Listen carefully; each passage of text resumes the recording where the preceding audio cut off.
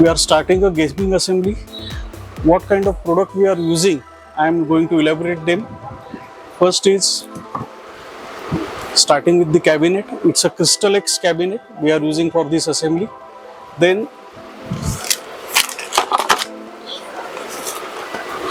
it's a B70 760 Bomber motherboard, which is having a inbuilt Wi-Fi facility. Then WD Blue 500 GB SSD we are using for this assembly.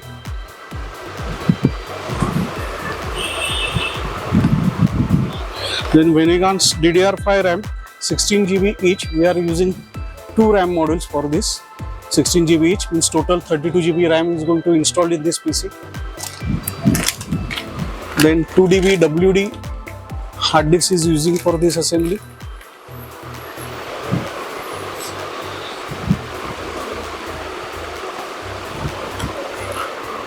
Core i7 12th generation processor is going to install on motherboard, and the most important part of the assembly, graphic card, which is 5060 Ti graphic card.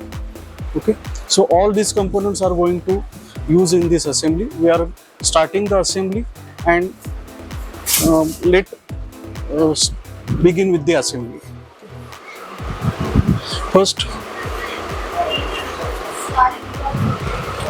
First we have removed the both panel of the cabinet so that it becomes easy to assemble the material. There is a lots of cabling you can see behind the cabinet. We have to assemble these cables properly during this assembly process, so it looks neat and clean assembly.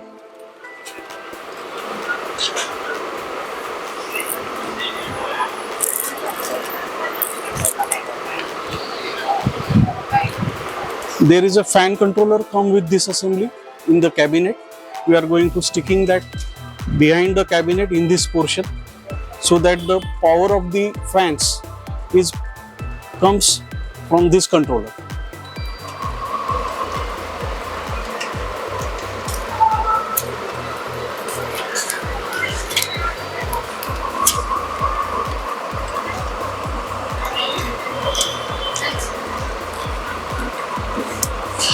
Now put the cabinet aside. We are going to assemble the processor on motherboard. तो सबसे पहले अभी motherboard पे processor install करने का step हम लेते हैं।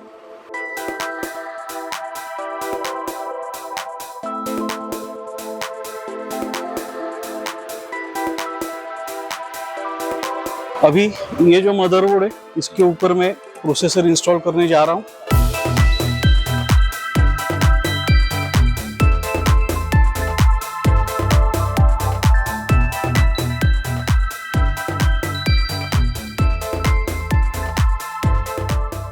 ये जो है इंटेल का 12 जनरेशन F सीरीज प्रोसेसर है, जो ये मदरबोर्ड पे हम इंस्टॉल करने जा रहे हैं।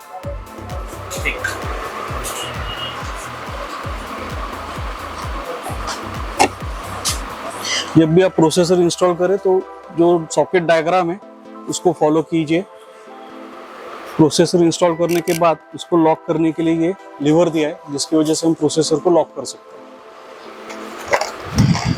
जनरली हर कोई प्रोसेसर के साथ उसका एक कॉमन स्टॉक कूलर आता है, उसके जगह पे हम यहाँ पे ये जो ARGB 360 कूलर आया है इसको इंस्टॉल करने वाले हैं। नेक्स्ट स्टेप है मदरबोर्ड पे जो आपके रैम है वो आपको इंस्टॉल करने हैं।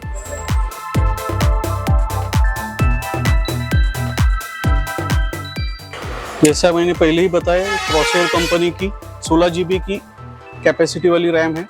हम टोटल 16 GB के दो मॉडल यूज कर रहे हैं, यानी टोटल 32 GB रैम हमारी होने वाली है।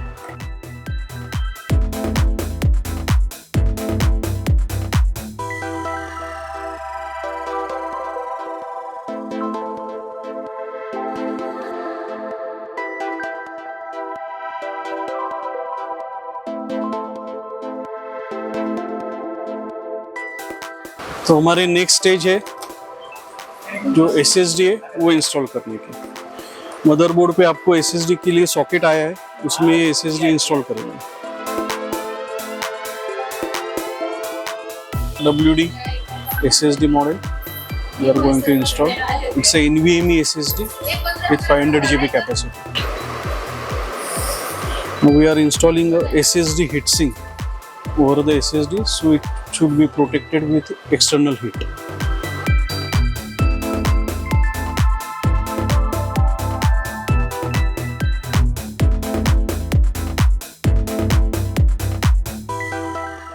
By this way, SSD gets fixed on the motherboard along with the heatsink.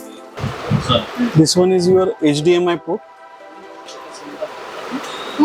then DV port, then VGA port. All these are USB ports. This one was a PS2 port which we use for the old mouse. Then it's a LAN port, or it is also known as a RJ45 connector port. This was a inbuilt Wi-Fi port which comes along with the motherboard, and this is the sound output and mic inputs.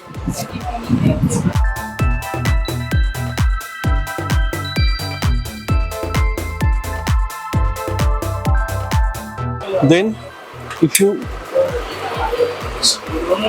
see these screws are known as anchoring screw. Means on the base of these screws our motherboard is get fixed in the cabinet. If this screws is not fixed properly, maybe your motherboard short or maybe it get damaged. So the importance of this screw is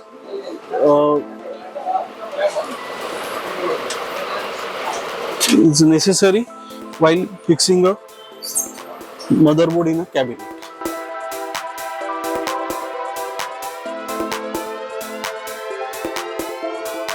Whatever the extra screws come in the cabinet, we are going to use them.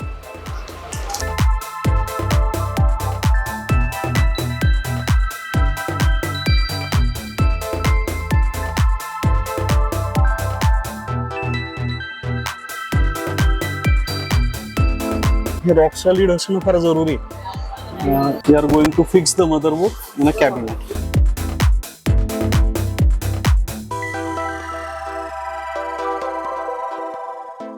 कि front USB भी है, क्योंकि हम front USB port में जो भी pen drives वगैरह लगाते हैं उसका भी कनेक्शन है, और एक फ्रंट ऑडियो कनेक्शन भी आता है कि फ्रंट में भी हम स्पीकर लगा सकते हैं, उसका भी कनेक्शन दिया है, और एक्स्ट्रा USB का भी कनेक्शन दिया है. USB में जो टाइप रहते हैं वो है USB 2.0 जो ये कनेक्शन है, और USB 3.0 जो ये कनेक्शन है. जनरली USB 3.0 से आपको बेटर डाटा ट्रांसफर जो है वो अवेलेबल होता है. तो अभी हम USB 3.0 और USB और फ्रंट ऑडियो की कनेक्शन करने वाले हैं.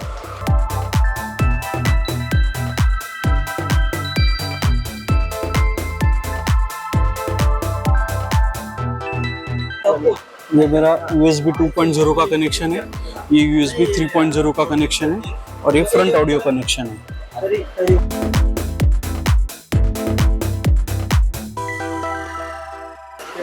कोई भी गेमिंग असेंबली में जो केबल्स रहते हैं वो जनरली पीछे की तरफ ज़्यादा टाई किए जाते हैं.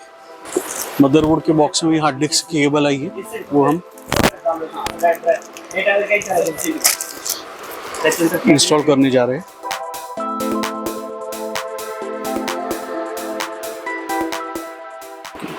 मदरबोर्ड पे 4 हार्ड डिस्क के कनेक्शंस आते हैं, उसमें से कौन से भी कनेक्टर में आप हार्ड डिस्क का केबल लगा सकते हैं. उसको कोई ऐसा स्पेसिफिक सीक्वेंस नहीं रहता.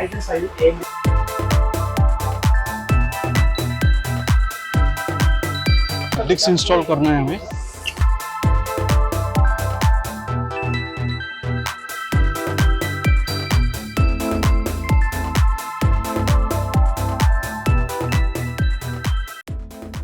यहाँ से आपका कैबिनेट जो है वो निकल आया है. कैबिनेट का जो बे है हार्ड डिस्क का वो निकल आया है, उसमें ये हार्ड डिस्क इंस्टॉल कर लो.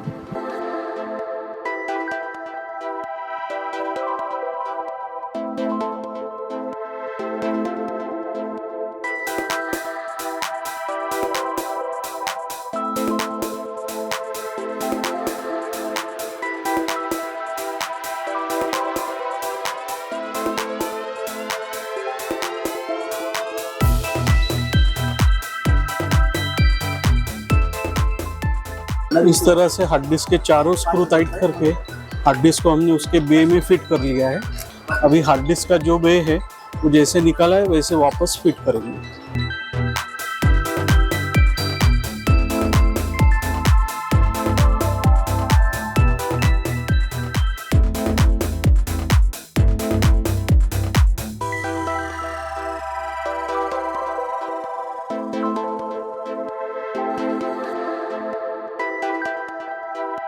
तो इस तरह से हमारा हार्ड डिस्क का जो फिटिंग रहता है वो पूरा हो गया है। सबसे इम्पोर्टेंट स्टेप जो ये असेंबली में है वो है कि जो सेपरेट हमने सीपीयू कूलर लिया है वो हम अभी इंस्टॉल करने जा रहे हैं। ये सीपीयू कूलर जो है वो प्रॉपर फिक्स होना बहुत ज़रूरी है, अदरवाइज जो प्रोसेसर रहता है उसको डैमेज हो सकता है।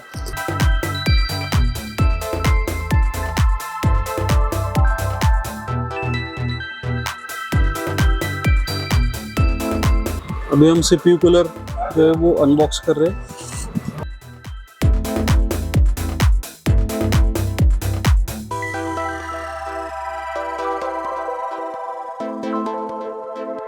सीपीयू कूलर में ये जो पोर्शन आपको दिख रहा है उसे हम रेडिएटर कहते हैं।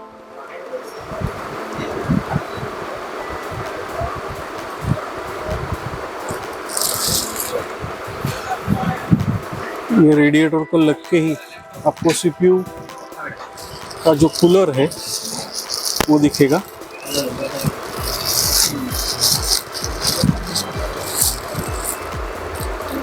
तो ये सीपीयू कूलर है, इसको आपको पाइप्स दिखते हैं।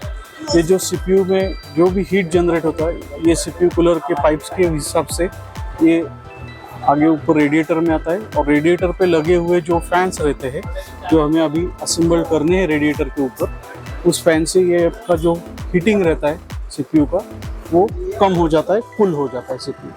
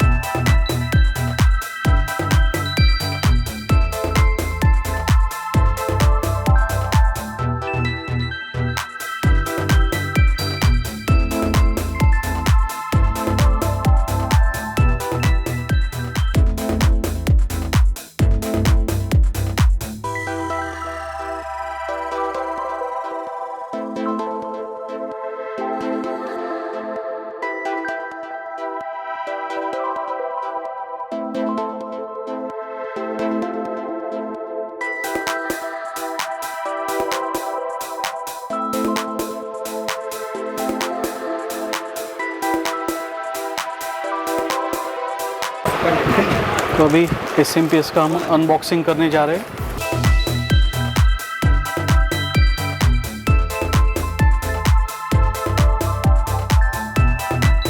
ये SMPS का केबल सेट है।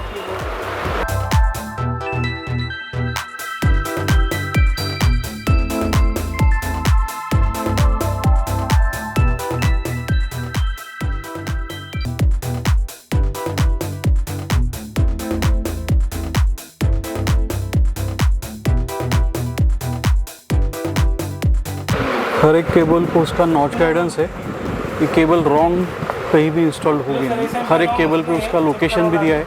जैसे ये सीपीयू की केबल है तो वो सीपीयू के इसमें ही इंस्टॉल होगी।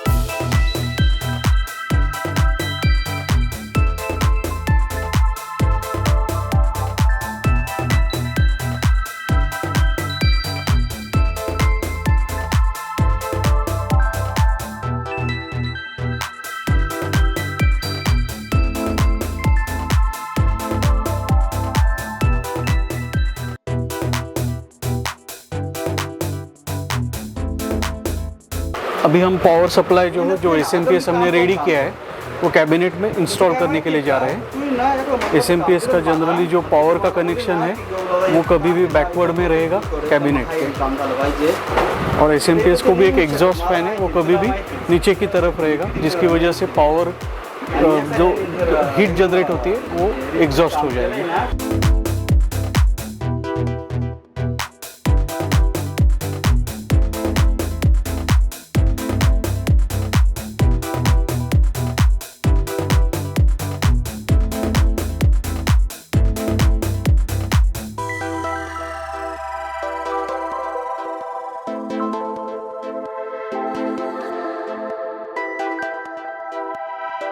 अभी जो नेक्स्ट स्टेप आता है वो रेडिएटर इंस्टॉलेशन और CPU हीट सिंक इंस्टॉलेशन का।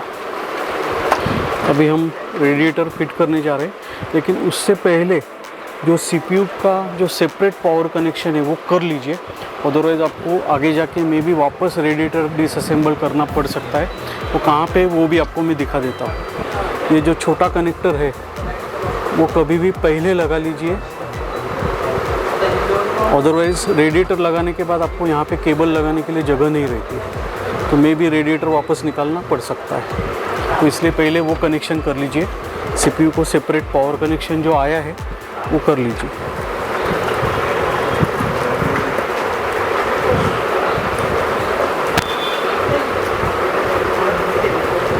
आपके इन केबल्स में जहाँ पे CPU लिखा होगा वो कनेक्शन आपको वहाँ पे करना है।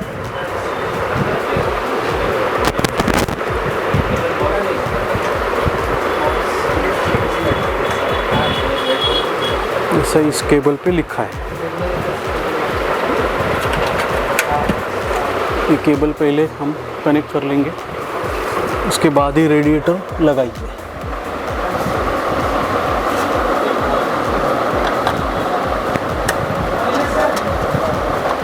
तो इस प्रकार से वो जो CPU का कनेक्शन है पावर का, ये सेपरेट पावर कनेक्शन है CPU के लिए, वो हमने इंस्टॉल कर लिया है।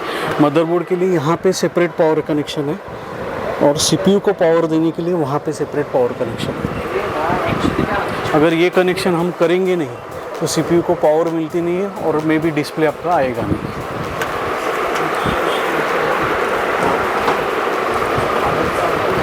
अभी रेडिएटर की असेंबली हम लोग कर लेंगे।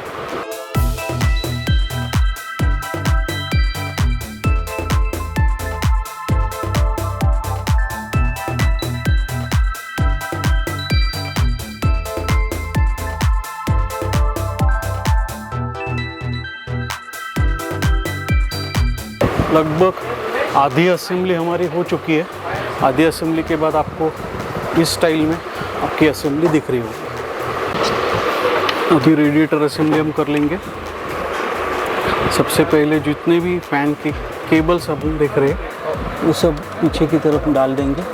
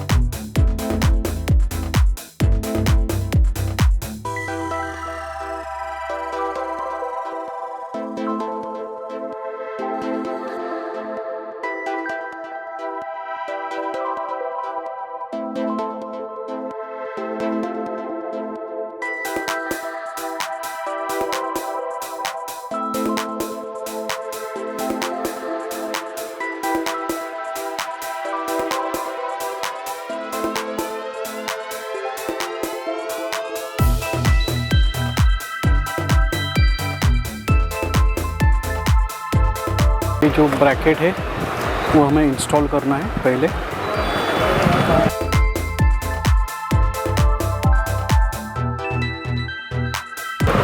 ब्रैकेट एडजस्टेबल रहता है, ज़रूरत पड़े तो वो आगे पीछे भी आप कर सकते हैं।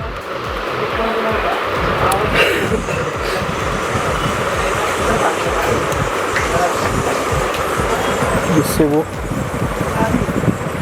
CPU होल से मैच हो सकता है। इस तरह से हमारा ब्रैकेट अभी इंस्टॉल हो गया। अभी ये जो ब्रैकेट है वो कभी कभी आपका हाथ छोड़ने के बाद आपको दिखाई देगा कि निकल आता है, तो फिलहाल उसको एक छोटा सा स्टिकिंग प्लास्टर हम यहाँ पे लगा के फिक्स करेंगे जब तक पूरी कंप्लीट असेंबली होती नहीं है तब तक।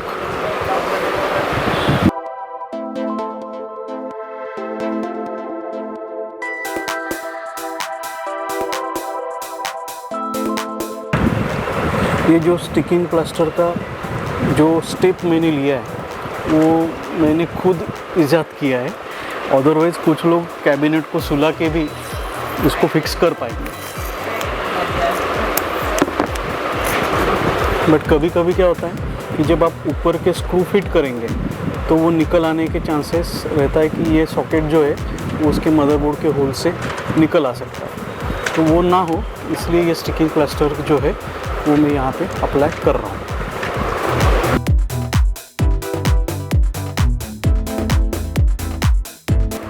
आपको आगे से ऐसे दिखेगा। अभी ये जो होल्स आपको दिख रहे हैं वो CPU सॉकेट के हैं, जिसमें ये कूलर जो है वो अभी फिक्स होगा। बाद में आप ये जो स्टिकिंग प्लास्टर लगाया हुआ है वो निकाल देंगे। अभी हमारे CPU कूलर के साथ दो टाइप के फिक्सिंग आए हुए हैं। इसमें से ये जो फिक्सिंग है वो इंटेल का है। अगर आप इंटेल प्रोसेसर यूज़ करने वाले हैं तो आपको ये क्लिप्स लगने वाले हैं to fix the CPU cooler on processor, और अगर आप AMD प्रोसेसर यूज़ करेंगे तो आपको ये टाइप के जो पट्टियाँ है वो यूज़ करनी है। हमारे यहाँ पे अभी हम i7 प्रोसेसर यूज़ कर रहे हैं जो इंटेल का है, तो उसके लिए हम ये स्टाइल के जो क्लिप्स है वो प्रोसेसर के कूलिंग जो असेंबली आई है उसमें यूज़ कर रहे हैं। ये जो पट्टी है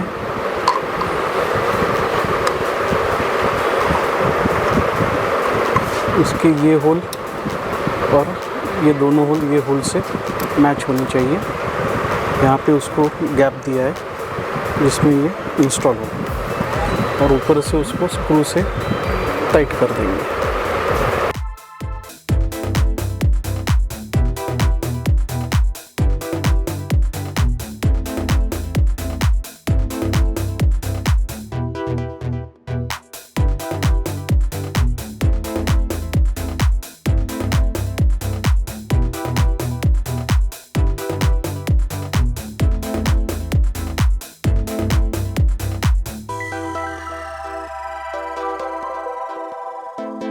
वो असेंबली के लिए तैयार हुआ है।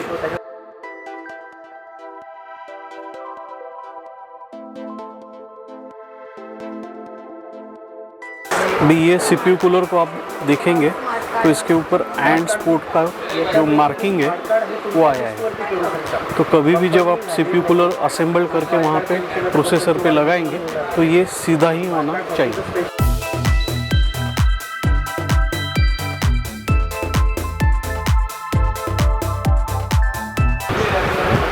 This is specially made for cooler assembly only. Means you can't use a local heatsink paste with a cooler assembly. If you use it, you might blow the processor.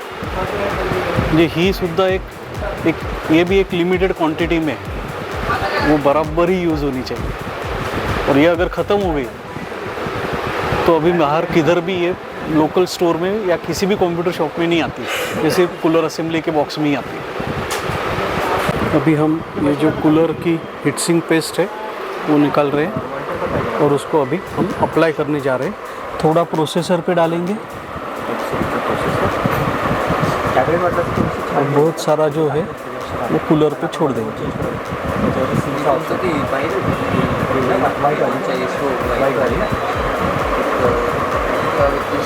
जितना भी आप निकाल सकते हो उतना निकाल लीजिए, so that it provides a better cooling और प्रोसेसर ओवरहीट का जो भी इश्यू रहता है वो ना आए।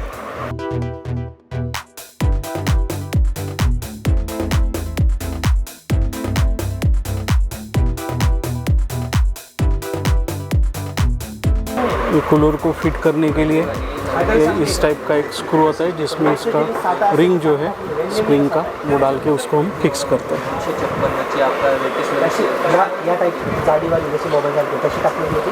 अभी आप देखेंगे कि मैंने हाथ छोड़ भी दिया है तो भी कूलर ने अभी जो हीटसिंक पेस्ट है इसको पकड़ के रखा है, यानी ये एक टाइप का फिक्स जोड़ हो गया है।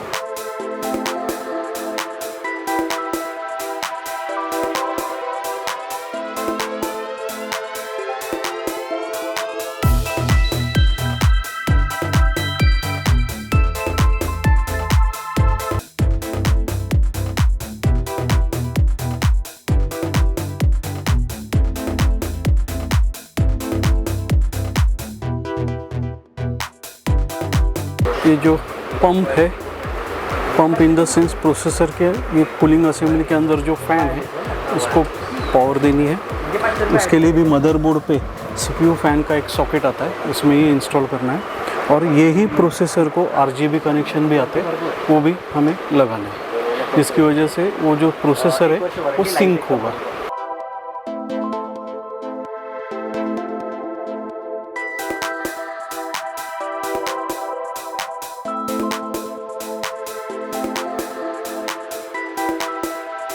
तो इस तरह से हमने CPU जो है कूलर इसको पावर दे दिया है। ये जो CPU सॉकेट आप देख रहे होंगे जिसको हमने स्टिकिंग प्लास्टर लगाया था, अभी हमारी CPU कूलर असेंबली इंस्टॉल होने के बाद हमने वो सब स्टिकिंग प्लास्टर जो है वो रिमूव कर दिए।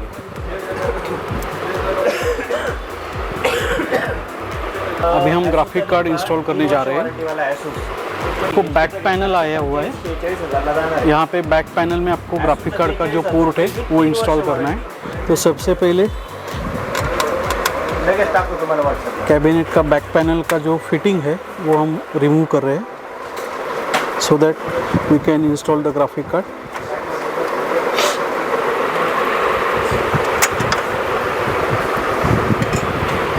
यहाँ पे मदरबोर्ड में आपको ये जो PCI एक्सप्रेस स्लॉट आया हुआ है उसमें हमारा ग्राफिक कार्ड जो है वो इंस्टॉल होने जा रहा है। पहले ही बताया था कि हम GeForce का RTX सीरीज़ का 5060 Ti ग्राफिक कार्ड यूज़ करने जा रहे हैं, उसका मैं अभी अनबॉक्सिंग करने जा रहा हूँ।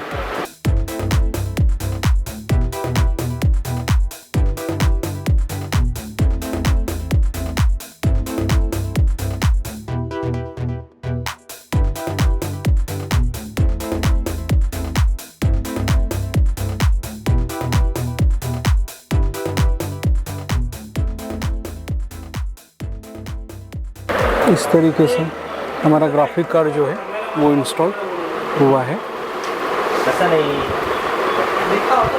अभी इसे स्क्रू की मदद से फिट करेंगे।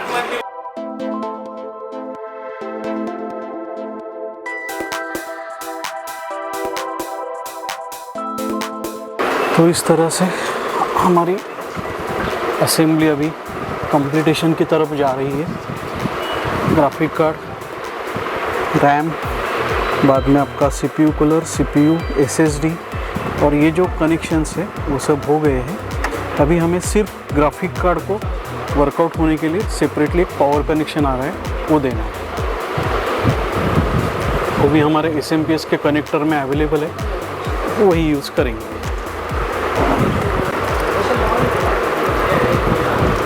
हमारे मदरबोर्ड में PCI कनेक्शन देखा था, PCIe कनेक्टर जो SMPS से आया हुआ है वो वहाँ पे हम कनेक्ट करेंगे।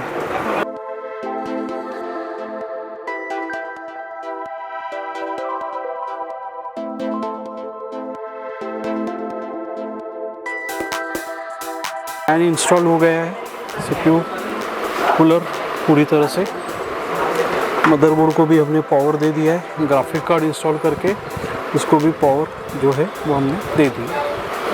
अभी मैं जो RGB कनेक्टर्स है वो कनेक्ट कर रहा हूँ, उनको भी पावर कनेक्शन दे रहा हूँ।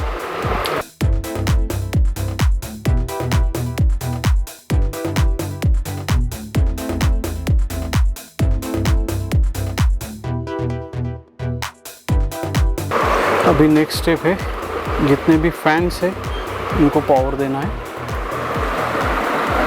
ये जो मेन है ये 3 कनेक्टर आपको दिख रहे हैं, ये रेडिएटर के जो 3 फैन हैं वो है, उनको हमें पावर देना है।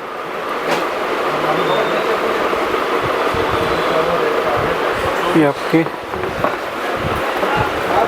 3 सेपरेट पावर कनेक्टर जो है वो आए हैं सीपी कूलर के असेंबली में, वो हम यूज़ करने वाले हैं।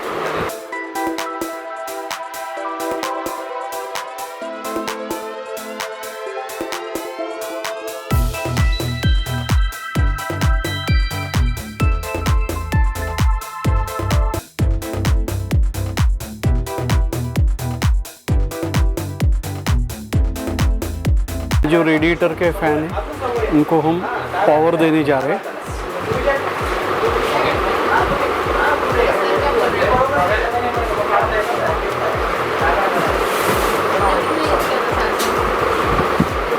एक कनेक्टर किया, ये दूसरा कनेक्ट किया और रेडिएटर का ये तीसरा भी फ़ैन हमने कनेक्ट कर लिया। इस तरह से हमारी जो असेंबली है वो ख़त्म होने की तरफ आई है। सिर्फ ये पूरे असेंबली में अभी एक कनेक्शन बाकी है, वो है हार्ड डिस्क को पावर देना और हार्ड डिस्क की साटा केबल जो रहती है, जो इसको हम कभी कभी डाटा केबल भी बोलते हैं, वो कनेक्ट करना है।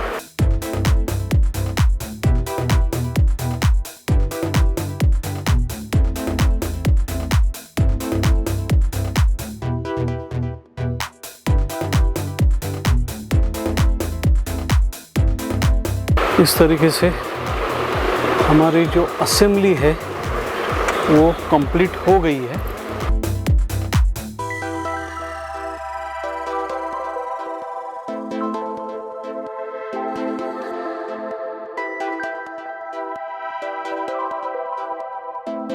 अभी ये जो बाकी का गुच्छा बचा हुआ है केबल का, वो हम बाद में टाइप कर लेंगे, क्योंकि कोई भी असेंबली का सबसे बड़ा इम्पोर्टेंट जो स्टेप एंडिंग का रहता है वो रहता है कि वो कैबिनेट असेंबल होने के बाद उसका डिस्प्ले आना, तो वो हम ले लेंगे। उसके बाद जो है वो ये केबल सब टाइप करके इसका जो बैक पैनल है, जो कवर आता है, वो हम लगा लेंगे।